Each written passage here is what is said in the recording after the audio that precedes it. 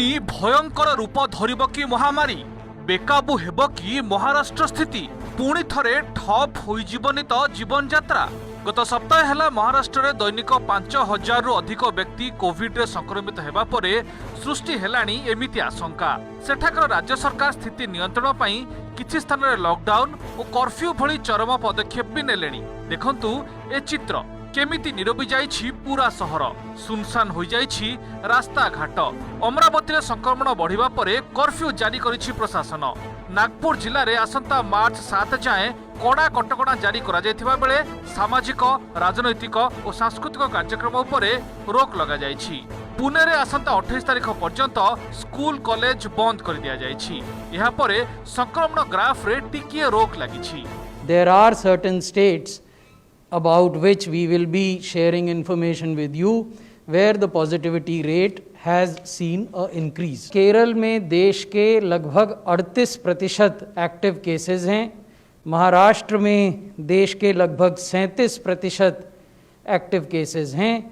महाराष्ट्र में बढ़ुथिबा संक्रमण जोगु ओडिशा रे छनका काले राज्य रे कोरोना पुणी कड़ लेउटाइबो से आशंका रे कड़ा हेलानी गाइडलाइंस। प्रथम और अष्टम श्रेणी पर्यंत श्रेणीगृह पाठपढ़ा नहीं ए जाए निष्पत्ति होइनी बोली सूचना दैछंती स्कूल गणशिक्षा मंत्री।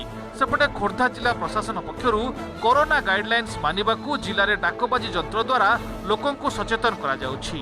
राज्य में कोविड मुकाबला पई टीकाकरण चलिथिबा बेले एहा नुआ स्ट्रेन विरोध में काम करुथिबा कहिसंती कोवैक्सिन रो ओडिशा गवेषणा मुख्य।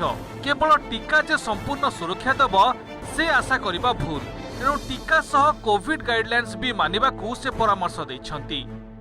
वैक्सीनेशन होची पब्लिक हेल्थ रो गोटे इम्पोर्टेंट लक्ष्य, किंतु एटा एकमात्र लक्ष्य बोली केबे कहि परिबा नाही। समस्त को जदि वैक्सीनेट कर दिया गला किंतु समस्तंकर एंटीबॉडी रेस्पॉन्स इक्वली आसीबो समस्त प्रोटेक्टेड रही बोली किछि माने न। सेथि पई आमर मुख्य लक्ष्य रहा दरकार जे जेमति कि मास्क पिंधिबे, सोशल डिस्टेंस मेंटेन करिवे एंड सैनिटेशन करिवे। आज आपण देखुचंती कोरोना रो पुनर रिटर्न कथा आपण महाराष्ट्र गुजरात रे लॉकडाउन मध्ये रिटर्न कर सारलेनी। तेणु ए दृष्टिकोण रु 1 रु 8 संपर्क रे एपर्यंत किछि खोलिबा संपर्क रे किछि नीतिगत भाव निष्पत्ति हेई नाही। विचार विमर्श जारी अछि। देश में आज 10,584 नुआ कोरोना आक्रांत चिन्हट होता बेले 78 जनक जीवन नहीं रोग। एपटे राज्य में आज 62 जन नुआ संक्रमित चिन्हट होता बेले समुदाय सक्रिय रोगी संख्या रही 634। Bureau report, OTV।